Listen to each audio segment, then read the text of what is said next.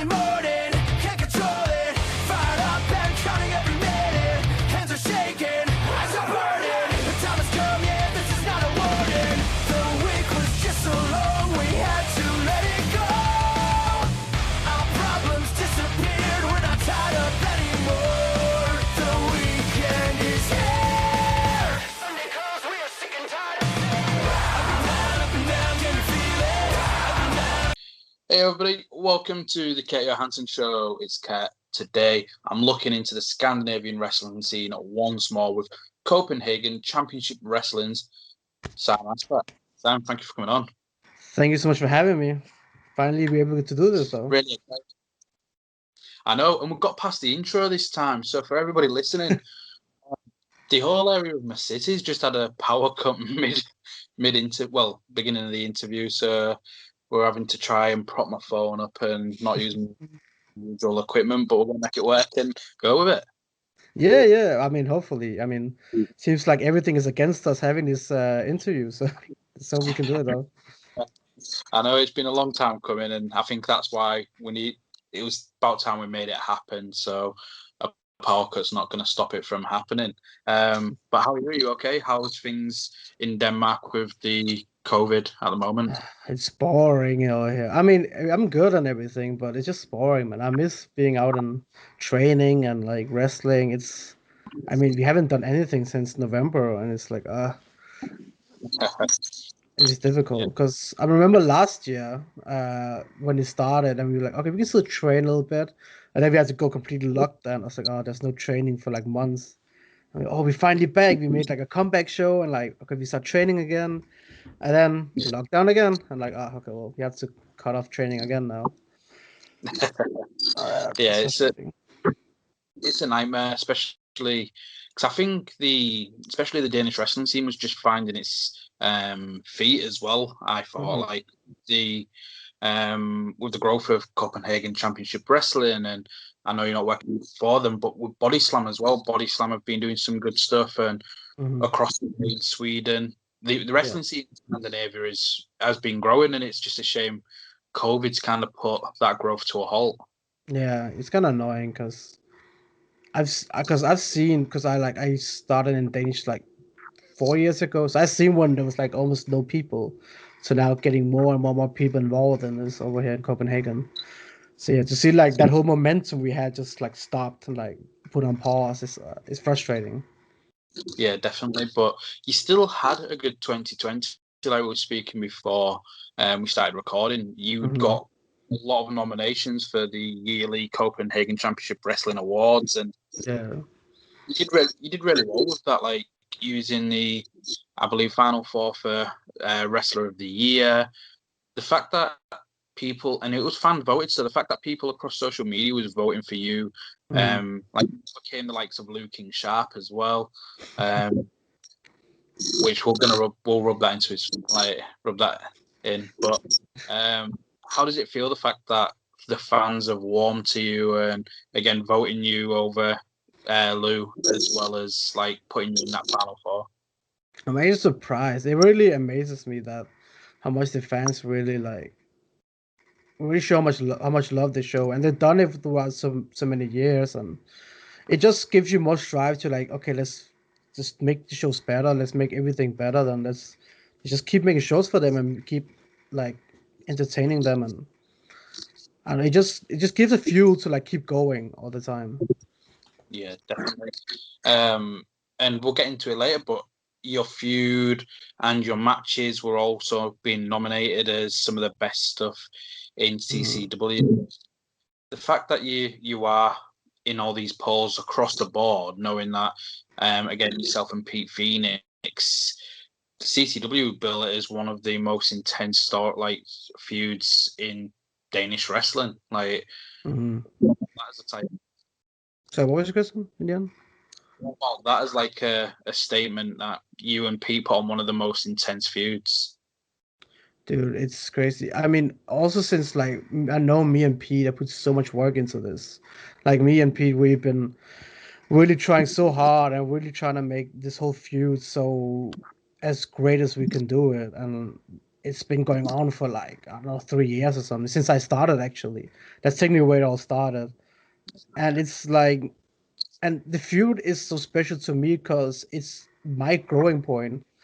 Because when I started in CCW, when I was all green, brand new, I was his bodyguard, and like that's where the whole thing started. We talk, okay, we can do this, and like, and grow, and it all worked with the fans, and I don't know. It's just because I know between me and Pete personal, we were so proud of this whole feud, and it got I even at the when we finished it, it was so emotional. Like, oh, this means so much, and even that we got the opportunity to be main event, and that's all because of the fans really like pushed us and really was into it as much as we were. So it means so much, special to me that it gets people so thrived and it got so much like attention and so much like people so involved with it. So that really like Yeah, for me is definitely. means a lot. Do you think the style of CCW and the fact that they enjoy the storytelling aspect of professional wrestling, do you think that's helped you grow as again a wrestler and as a character? Yes, 100%, 100%. I've always been a fan of storytelling and love storytelling more than just having like, random matches where like, okay, you do like all kind of flips there. I do all like flips there. Let's have one oh my god moment, and then go home. The whole part of like storytelling is so much more fun. Also, since you can do so much in the ring and outside the ring as well, like so much like all the different videos you can make, and you basically it's like telling a whole like it's like a TV show. You tell like a whole story to the whole thing, and like there's like, all these different episodes. That's not only in the ring but also outside the ring, and it's really helped me grow to know how storytelling works in the ring and outside the ring the whole time. Yeah, definitely. I think that's one thing that in these interviews keeps popping up is storytelling aspect. Like everybody in Denmark really appreciate the storytelling of professional wrestling rather than again the flips for the sake of flips or just trying to get that Mhm. oh my god moment rather than the fans invested and things like that. So you mentioned use a bodyguard with Pete from the start. So let's take it to the start. Like when did you start like even looking into getting into professional wrestling and what was the reason behind that? Oh, dude, So I've been a fan of wrestling so for ages, but I didn't really know about it much in Denmark. I didn't know it existed really. And then I met actually Pete Feast. I met him at a birthday party, like back in Yeah. I can't remember, 14, I think. It was like a girl from my class, and she was my classmate, and like it was her friend. So we met at this party and we just talked normally, and and then I was like, oh wait, let me add you on Facebook. So I took his phone and I saw like, oh, he searched for WWE. I was like, yo, I'm a WWE fan, and like we talked about wrestling all night, and like he told me, oh, we're doing something in Denmark, and like if you're interesting, I can get you in. But I was really insecure, so I was like on the fence. I was like, I don't know, to be honest. And then like a year or something passed by, and they have their first show. I was like, oh shit, I really want to go to this, and I couldn't go though. But I was like, yo, this looks really cool, and like I'll be down to try it out. So I think back in 2016, I think it was. I was like, okay, to try out, and I did the training with him, and I was like, he showed me the whole thing, and like he brought me in and showed me, okay, this is how you do this, and and also because it wasn't like a teacher and a teacher and a student. It was more like just two friends, like trying to like Yeah. learn this stuff together. And he knows a lot. Like he does really know a lot, and he helped a lot. Not only me, but a lot of the guys. He's helped so much with like knowledge in wrestling. And Yeah. basically, he was the reason I got into the whole thing. And that's like a legit story. That's not just storytelling. That's legit. Like that's in real life. He did get me into wrestling. That was all him. Does that make it all that more special then? Because I know from like my experience, like you can get along with somebody, but then when you find out they also like wrestling, then all of a sudden it's like, did we just become best friends? Yeah, Because it's like that scene in Step Brothers.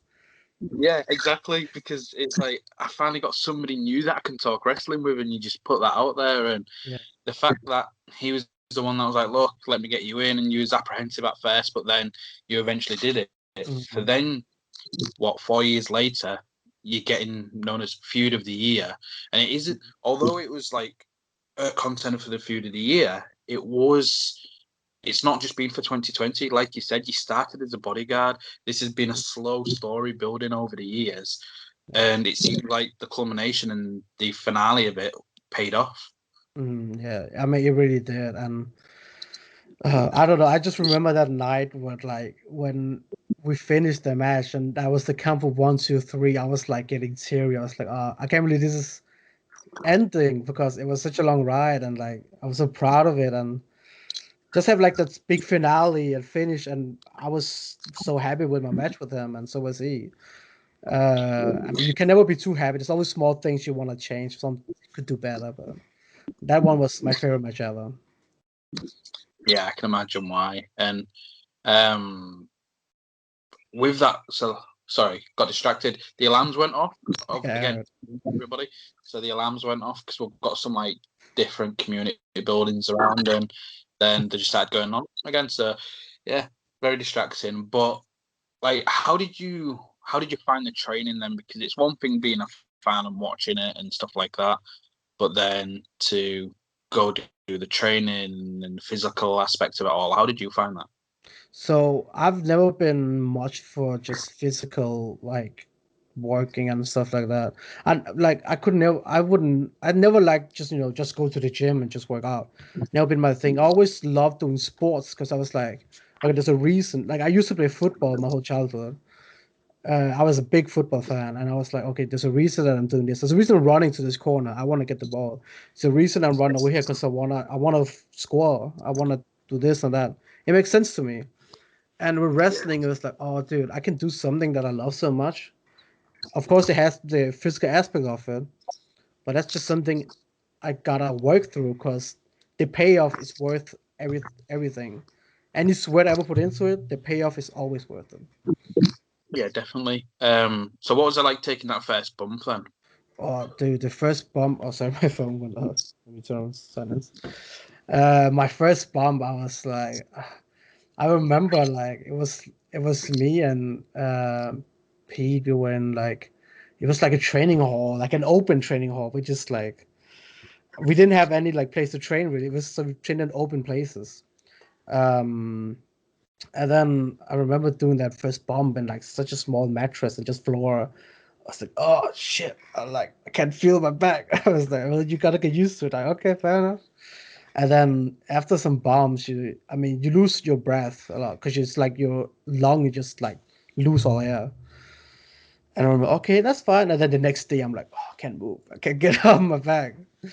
But it was, you get used to it, and it's amazing in the end. And the good thing, I'm a big dude, so it doesn't hurt as much for me as it does for other people. So that's always something. um, yeah, I always remember, 'cause, like yourself, I was always a big football fan and things like that. Can you still hear me okay? I know there's Yeah, another yeah. a different thing on that side playing now. It's Oh, very putting, so I don't know if you pick it up, but yeah, I was the same where it was football, and then when I started doing the training, it was like, "Whoa, this is a different beast!" Like taking those first bumps and stuff. Who was it that was training you then? in wrestling, Yeah, that was mainly so I've had like four trainers in like overall. I had Pete Phoenix and I had Carlos Zamora. I had Sebastian Day and Hangman actually, and it's like they all have like different roles in my training. And some train me more than others, of course. Some was, Pete Phoenix was my main trainer in my head. He was my main, uh, and it's so it's so confusing because they all have their different ways of training, and I was like, okay, well, this person's doing this person's saying this, but in the end, it's like, okay, you learn all this stuff, and then you have to know, okay, what's best for you, what works for you, and what's making your work. Um, yeah, mainly them four was my trainers. Yeah, definitely. So again, you mentioned they kind of teach different things. So what was it specifically that you was learning from all four of those then? Like if you had to be like, Pete was best at this part of it, Hangman I got this from him, Sebastian this, Carlos that. I would say like chain wrestling. That was Carlos. He's learned so much chain wrestling, and he knows because he does so much sport. Like besides, besides wrestling, he knows everything. So he knows so much about it. Casper, he's just been really good at like teaching me. Well, Pete, sorry, because it's running with Casper, but he's been teaching me so much about like in general the overall aspect, like all the different moves and like how you do actually the different moves and all the different training in it. Hangman has been really like a storytelling person. He's been really like, if you do this punch, like you need to really put your own spin to it. Like you need to make this punch look like you. That's his type of person. He's really into like every. I remember doing like the same move with him like 50 times because he wanted like you need to do it your way. You need to do your own specific way. You need to do like a special yell or something. And Sebastian has just also been an overall trainer. He's also teach me so much of different moves and also been a lot helping with storytelling as well. So when you made your debut, so even if it's not in ring, it was obviously you mentioned you was Pete Phoenix bodyguard and things like that. How did you find being in front of that audience then? Dude, oh my god, I was shaking. I was like, oh no. But the worst thing is like when the beginning, it was only like 30 people in the crowd. I was like, even 30 people, I was like sweating. I was like, oh shit, oh no. And then when we had like so that was just when like, I was bodyguard when I was like having my first like tag team match. I started as a tag team, and I was like, oh, okay, I was just focused on like the match, and you can see that we were so brand new because everything was just rushed and like so robotic. It was so bad, and he was looking forward to my first match, like singles match. Dude, I was oh my god, and it was the worst match I ever had, and I was so frustrated. And I was mad. I came out in the back. I was like teary. I was mad. I was like, how did this happen? Because I mean, I felt like okay, I can have a perfect start, but then the hangman was like, you can never have a perfect start, never. It's all a learning process. But I mean, it's really crazy to. I mean, just to be in front of 30 people, and now we have like 200 people, 300 people. I'm like, oh shit, all these people is looking at me. I'm like, I can't do that.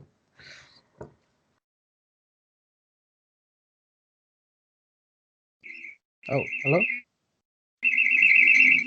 Oh shit. Can you hear me? Somebody tried ringing. That's one of the problems. That's one of the problems using your phone to record, which I don't really usually do. People try and it puts on on hold, but no, I Ah. can imagine it can be very intimidating and Mhm. very frustrating and things like that. Like, so for yourself, when you had like gone through that experience of it not quite working out how you wanted it to, Mhm. was there ever any doubt in your mind? Did you ever think actually, as much as I love wrestling, maybe it isn't for me? So I think that like it's funny. When I do like training, I always think like when you really have to push your boundaries, I always think, oh shit, is this me? And I would before you go on stage, I'm always like, is this worth it? I'm like, because I also have to remember, I was like, what if I fuck up a move? What if I forget a spot? And this like always in my even today still I'm always like, oh shit, what if I get this spot? What if I get this spot? What if I make this person look bad? Also, you got a lot of like, you have a lot of when you wrestle, you don't only put yourself on the line, you put your opponent on the line as well. So it's like if I fuck up for someone else, I mean, I could never live with that if I was the reason someone got injured. And I always had these Yeah, doubts, but I mean, I feel like whenever I get out and like it's like my music hits, I get hyped up, I get out and like I see the people, the crowd is like so energetic and they just give all this like energy all the time and I don't even think about it when I'm in the ring. It's just like I'm in the ring, I'm doing my character. I'm having this match, and it doesn't even cross my mind when I'm in the ring at all. Oh, great. Like, how did your family take to it for you wanting to pursue wrestling? I know some of your family got involved, which we'll get into with the Pete Phoenix storyline, but how did they take to it? So my mom has yet not seen me wrestle. She doesn't like the idea of me getting hurt, and I'm trying to explain her, but I don't get hurt. Like, but I see the moves and I see you get. It's also difficult to tell your mom you don't get hurt when I show her a footage of me getting thrown through a flaming table or get hit with a chair. It's difficult to explain to her I'm fine. It's all safe. So, but I mean, my mom has not seen it yet. She's fine that I'm doing it. She's glad I'm doing something that I love to do. But she doesn't. She can't watch me do it. Did you say get thrown through a flaming table? Yeah, that's actually Looking Sharp was with me in that. Actually, it was. How did that even get mentioned to do? Yeah, so I mean, oh, dude, I remember that. It was me. It was actually a part of the whole feud as well with P Phoenix. So P Phoenix, he got his like a new partner, Lunico. Yeah. So they two were like together, and they were like having a match with me. So we were gonna have a street fight match for Halloween, and it's like, oh, you need to bring. I had to bring my own partner. I was like, oh, who can I bring? I was like, well, Sharp is like one of my buddies. I was like, okay, I'll call him up, and he was in for it. He loves when I told him street fight. He was like, yes, this is what I love to do. Now, Sharp is a crazy person. He works for ICW, like he's going to a street fight. Dude, he's every time you hear that, he's go for it. And then we had this match, and I remember we had this Halloween match is a street fight. It's 2v2, so okay, let's really trying to bring stuff up, and we were like, okay, we need this. We went down the street and like, what can we bring in? Okay, oh, there's a sign here, let's bring that in. There's a cone here, let's bring that in. Like, it was some dumb shit. And then we were, oh, we need a table, and then actually I think it was Sebastian. He was the one of the people who coordinated the show. He was like, oh, you guys can do like a flaming table. And he told me the day before, oh, flaming table. I was like, oh fuck, flaming table. How does that work? Then all night, like the day before the show, I just spent like mentally be ready for that. Yeah. We went out. We got like the fuel you need, and we found out you have to put a lot of fuel on like before it burns up, because we tested it before. We just put a little bit. It's small flame. So whenever you see the wrestlers do it for ages, there's a reason they do it for ages. And I was like, I remember, I think it was Carlos was there to tell me as well, like, just take the bomb, it's gonna be fine. And Nacho was there, it's gonna be fine. Like, all the people was really like supporting me in doing this. And we finally got to the spot. Like, I was in the corner, and they put the table behind me, put the flames up. They took me like one side each, threw me down through it. And it was like I went down, and you feel like a heat going through your back for like a second. I mean, it makes sense, yeah. but it was only for a second, and then it was gone. So that's not bad. But I mean, it doesn't mean I would do it again. But I mean, be able to say you went through a flaming table is pretty cool, though. So I'd take it. So when you show your mum that either footage or pictures of you going through a table on fire, what was her reaction? I remember I showed my brother first. He was like, "Don't show it to mom." I was like, "I gotta show it to mom. I gotta show it to her." She was like, "Oh, you cannot do that." And the worst thing is, I showed it to my grandparents. Actually, they were even funnier because I showed my dad and my grandfather first, and he was like, "Fuck yeah, let's go!" And he was so hyped. Showed my grandmother. She was like, "You cannot do this." No, she was going to my mom, tell him not to do that anymore. Mom was like, "He can do what he wants, okay? Don't come at me." Could you imagine if the street fight was the first ever show your mum was going to come watch you, and you're like, "Hi mum, thanks for finally coming to see me, but I'm going to go through a flaming table." Every time I'm like, "Oh, she should have been this show." At the end of the show, I'm like, okay, "It's good she didn't get to this show and this show and this show," because I mean, oh shit. she would not be too happy. She would like, probably just run in and like beat the shit out of everybody else. I can imagine. That's what I'm picturing. Yeah. So, like, to go to the Pete Phoenix story then, I know we kind of jumped in with the flaming table spot. So, obviously, Pete told his side of that story when I spoke to him. But what about yourself? Like, obviously, you was the bodyguard. How did you two kind of divide to then getting one of the most heated feuds in Danish wrestling? So we've been talking for a long time about like, okay, how, because I cannot be his bodyguard forever. Even though I love to do, we had so much fun, like doing so much stuff together. We talked a lot about how we could do it, and came up with the opportunity, like, oh, okay, Peter's gonna lose against Sebastian, and we were like, we can make it my fault technically and be the reason we lost, because we've been teasing a little bit here and there to see like, oh, what can we do, and this is the one that felt the best in our mind. It felt like something would be really personal. So like after their match, I would go out try and help him, and then it didn't end well because it ended up me being thrown on top of him, so we couldn't get up for the 10 count. So he Yeah. lost because of that, and then he just went ham on me, just like took a piece of table on my back and super kicked me, and it felt the right way because we needed me to like accelerate to somehow, because people would boo me, but I feel like if we make me the enemy of the biggest heel, dude, people gonna love me because people hate Pete Phoenix. He is the biggest heel in CCW, 100%. There's no one that's been bigger than him as a heel. So people will hate him instantly. And if I accelerate as his opponent, dude, they would love me. And it made such a good, it made sense for the story as well. And it did really accelerate it. So like people would just love me and just hate Pete. And I mean, you have the biggest face and the biggest heel against each other. That automatically makes the best you in my mind. Yeah, definitely. Like, what was like some of the crowd reactions like then? Like, which one like specifically sticks out in your mind for you? Like I remember the night people were so shocked as well. But I mean, we had so many reactions throughout the feud, and oh shit, I think my computer. Am I still there? Oh yeah, Yeah, okay. yeah.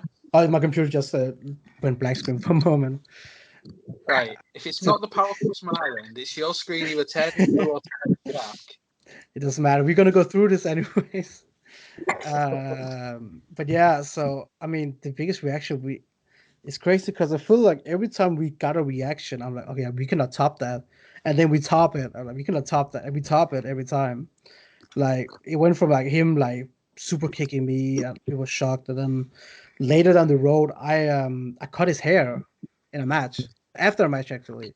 I cut as he had long hair before, and I cut the whole the whole hair from the back, and people were nuts, and I was like, how do we top this? Like, how do we top this? Down the road, we get a flaming table, and they got such huge power. How do we top this? And then in our feud, my brother got involved, and that moment when my brother comes in and he basically saves the day as well, because they've been attacking my brother throughout so much, and it made sense. And when my brother came there, oh my god, and me and him just crushed Lunico. I think that's the biggest pop I've heard. So Did he shave his head or yeah, so I don't know how we got into this. Prince, your brother, to shave his head for your storyline? Yeah, I don't. He's my brother. Okay, so my brother he loves theater and acting. He wants to become an actor himself. So he loves drama and all that stuff. And he also likes wrestling a lot. Like so I remember we were doing the storyline because he's been there. Like for example, the day I cut Pete's hair, he was there. He actually stopped because he was gonna cut my hair, but then he stopped him, and then I cut Pete's hair. So my brother been involved a little bit, and we were like, okay, we talked for a long time. We need them to attack my brother before the feud, because we were like, what's the one point, like, what's that point where you just go and see red? Like, what makes Saim see red? like attacking his family. That's the one. And we're like, okay, he's gonna attack my brother. It makes sense because that's gonna really make the feud, the final match big. And we talked to my brother, and we were like, okay, let's do this day. Like, let's film this together here. And my brother was like, oh, I'm also, he was like, he talked to me just like, oh, nothing to do with wrestling, just, oh, I think I'm gonna shave my head soon.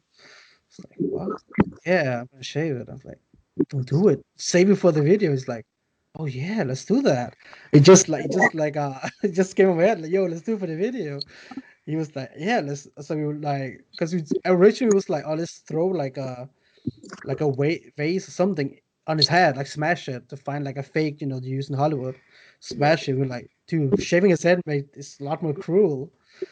And we ended up just doing it. We got to like a backyard. We filmed it. We just shaved his head, and It makes a lot more sense as well because yeah, the whole Pete's hair and then exactly. the That's why. it just Mhm. makes like really good storytelling for a good way to introduce you as the big muscle bodyguard and slowly introducing you, getting you used to the professional wrestling aspects of it all, and then the divide and the storyline itself is incredible. Like you two really did a great job. Thank you. It was really amazing, and everything just came together like amazing. Yeah, definitely. So, with that being said, like with say the end of the Pete Phoenix saga, like what's next for you in CCW? So, actually, my so actually, the last show we had there, this guy called Tim Dog, he appeared. He actually is he's kind of a forgotten person because even I forgot about him. But he used to be my tag team partner when I saw him. It was actually me and him that did the bodyguarding from Pete in the beginning, but kind of faded away. And all of a sudden, he just came. We had like a rumble. He just came out in the rumble, and like he ended up throwing me out. So I need to settle this shit with him though, 100%. I need to settle this thing with him. Like, what the fuck? Because I don't know why he did it. It was so I have that, and I want to go for the. I mean, we all want to go for the belt at some point, so I gotta do that. And I have some unfinished business I gotta finish up. So I have Yeah, a lot of stuff to do. no, it's good to see that despite the it's kind of like come full circle, like you say. He was the bodyguard as well, and he fades away. You do your stuff and become the star, and now it's as if he's like the disgruntled guy that didn't get where you've got, and Yeah.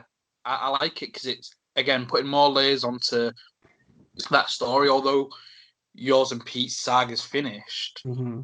saga's still like a spin-off that started from.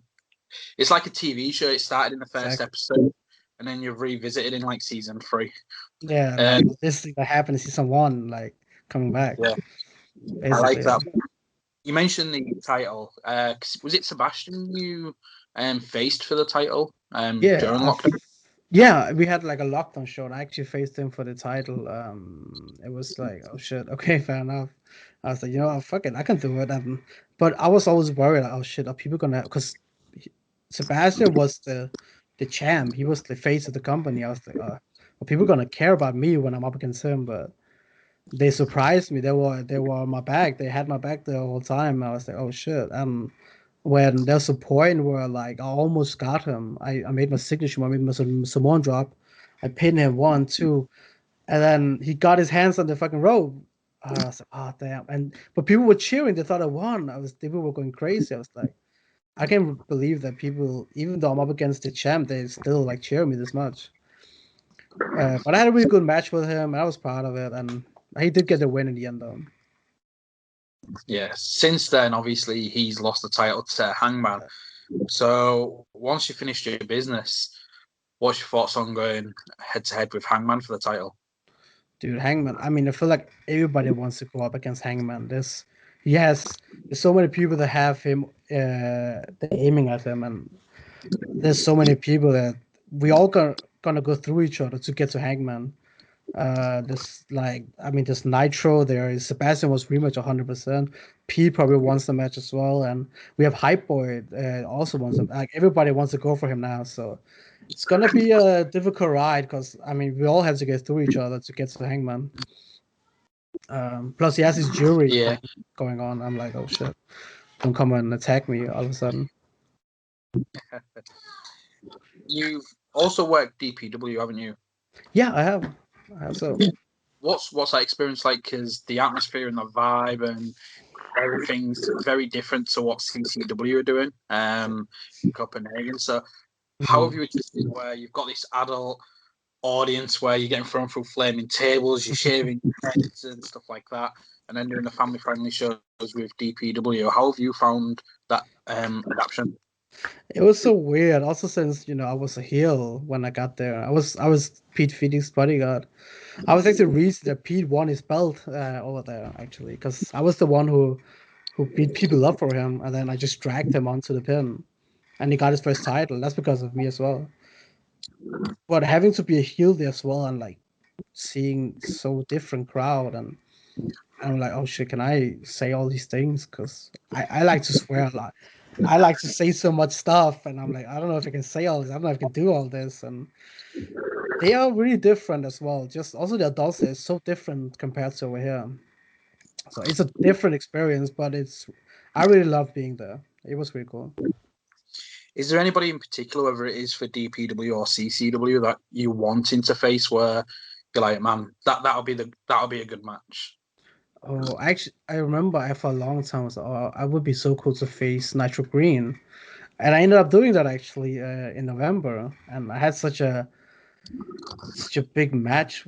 It was so different, and he was really like a mentor. Like he's across the country, but that one match really was like I was facing a mentor because he was teaching me so much, and I was so proud of that. That he knows so much, and he really knows wrestling business, and he really cared about how I was doing, how I made my character become good, how it made sense for me.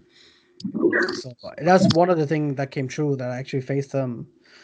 And I have a lot of different people that would be cool to face actually. I actually want to. It's not even in Denmark. I actually want to one day face in the car. He's a dude that I really I think is so good.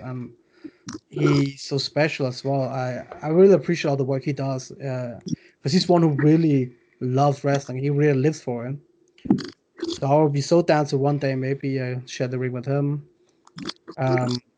Who else I want to share? I actually haven't had a match with Looking Sharp yet. But that would be a fun thing to do. I've only been in his corner. It would be fun to like actually face him one day. Yeah, definitely. So away from like CCW and DPW, then what other goals do you have in wrestling? Is it whether it's body slam or looking in the different Scandinavian scenes with Norway or Sweden, Finland, or maybe coming to the UK, traveling Europe? What are your goals in wrestling? Dude, I want to just try it all. Like when I was a kid, I did not know anything about indie wrestling. I was like grown up to know WWE. That was my whole childhood, all my growing up. And I did not know much about indie. I seen a little bit of indie here and there on YouTube. I was like, wasn't much. I was much for the big production, and then starting an indie wrestling myself really opened my eyes to all these promotion and all the whole indie wrestling scene.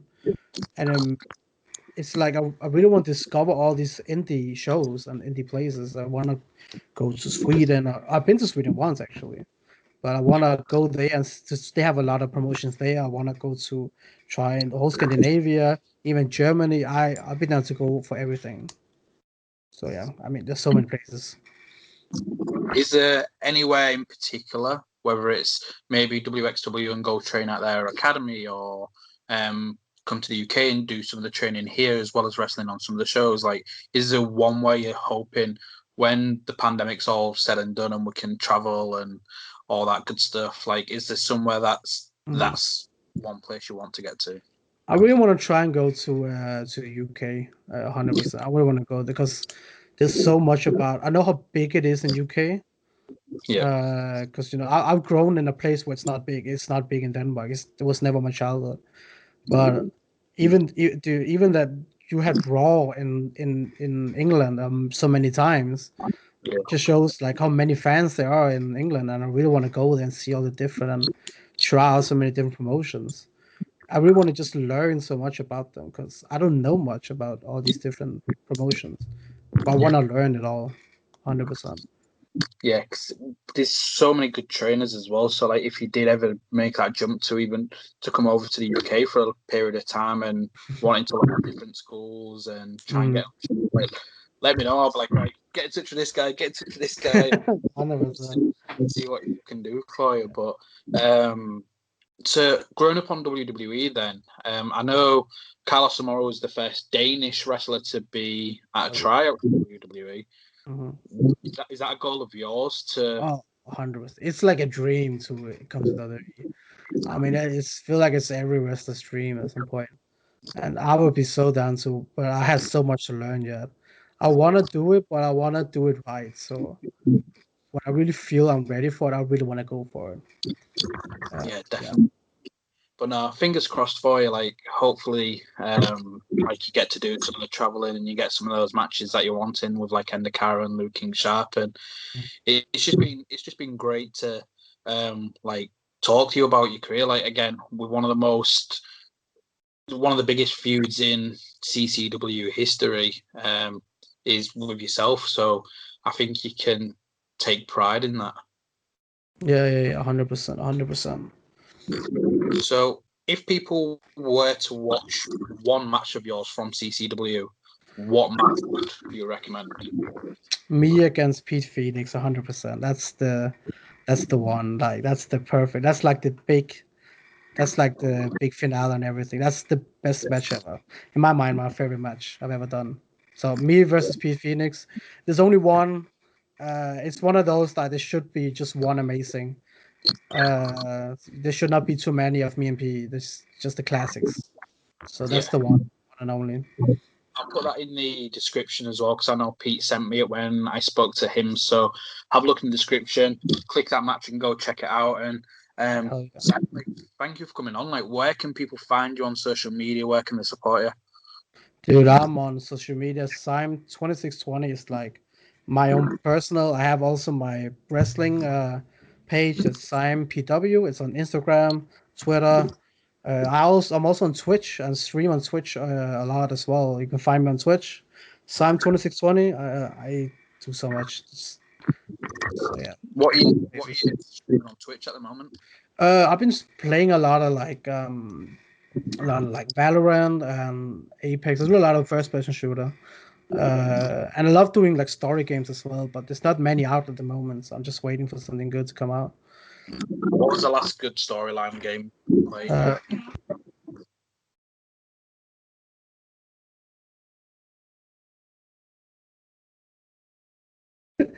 Sorry, my mom just is like, but the last I played The Last of Us 2 last year. That's Uh, amazing. that's such a good game, and I grew up loving. I love The Last of Us 1 was my favorite game of all time. It was so special game to me. I was waiting for the second one to come out for so long, and they delayed it 3 times. I was like, please come out. I just want to play this game. And it was like heart wrenching to play. And I mean, don't want to get out any spoilers or anything, but it's like there's so many emotion going into that game, and it's such a dark game as well. I thought two lived up to the hype. I know it went down some different directions which people didn't like, but I liked the introduction of it. I think the story was fantastic, and I'm a fan of the person that voice acts her, Laura Bailey. Yeah. I know she does a lot of voice acting. She does a lot of like Dungeons and Dragons role playing stuff online as well. Like she's great, but yeah, Last of Us was incredible. I used to play. So I had it on PlayStation 3 to begin with, completed it a couple of times. Then the PlayStation 4 came out. I was like, right, I'm getting it for that. And I'd get it, complete it a couple of times. Then I think I sold it. And then I bought it back because I wanted to play it again. And I went through a series where I ended up playing it on, I think it was just like the average difficulty because I hadn't played it for about a year or so. And I did it while dying. And I was like, no way. So I was like, I started again. I started on a level higher. Oh shit. And I remember the missus, because at the time I was living in a small flat. So she was always, if I was on it, she'd be able to see. She's like, I'm sure you've seen this. I'm sure you've done this bit before. I was like, I completed it. I'm playing it again. I completed it again. And then a couple of the friends, like, I'd send them the pictures of like the ending credits. I was like, I've done it again. No deaths. And I was like, right, just jump up to go on the hardest mode. So I looked on YouTube to see how hard it was. I think it was like maybe one of my first videos I ever put up on Twitter, but it was the ending sequence again on Last of Us 1. No deaths on the highest difficulty possible. Playing time was massive. Like, I'd shit you not. Something that would normally take me 2 minutes to blitz through would take about half an hour. Jesus. But I was like, I am going to do it. Dude. I mean, that game is so crazy. Because I know they have the grounded, I think it's called, that mode, grounded mode, where it's super difficult. Yeah, I played it so many times as well. I have PS3 as well. Came out with PS4, and I get it for PS4 as well. Just to have it. I played it so many times. Have you played the Resident Evil games? I played not the old ones. I only played the newer ones. I played the ones called the 7th one, the really horror game-ish one. Yeah, I played that one, and I love horror games. Horror games are really fun to do. And I'm looking forward to the new one. I think they just came out with a trailer and shit, a new demo. Yeah, I watched that this morning. I probably won't play the demo. I try and stay away from the demos. Same. Because I just I like that excitement of just finally getting it. Like, Yes. when growing up, Resident Evil, even as a child, was my game. So I'd played 1, 2, 3 on the PlayStation 1, Code Veronica on PlayStation 2, and then like 4, 5, 6. And although 6 is a bit shit, 5 was very different. It was more like a shooter game, but Yeah. I didn't mind it. I enjoyed it because it followed the original story of like Albert Wesker and Chris Redfield. But yeah, with 1, 2, 3, even 0, I'd constantly play them. And then when 2 got the remake, I booked a week off work. Oh shit. Because I was like, I'm playing this. So played that. And then they announced Resident Evil 3 remake, and I was like, booked another week off work. So it was literally because, again, with the missus, I try not to game as much now. So I was like, right, can't complain. If she's at work, I can play it. It'll be great. Yeah. But yeah, definitely, if you like horrors, I'd definitely check out the remakes of 2 and 3 because they are incredible. I'm definitely gonna check it out because the new one's coming now. I'm like, the trailer. I remember watching the trailer at E3 and it looks so good. I thought, okay, I'm not gonna try and watch so many of them. I want to play it. I want it to be organic when I try it out first time. I also used to love Outlast. Have you played that before? No, I haven't. It's really scary. It's a really good game. Outlast 1 and 2. You should try it out at one point. But dude, oh my god, I got so many jump scares from that. Dude.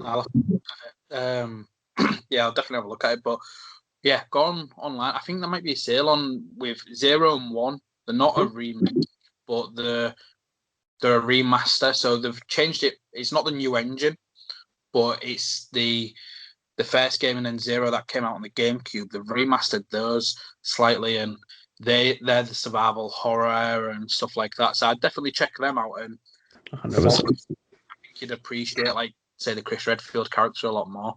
Yeah, 100%. I will definitely check it out, especially for the hype for the new game to come out. Exactly.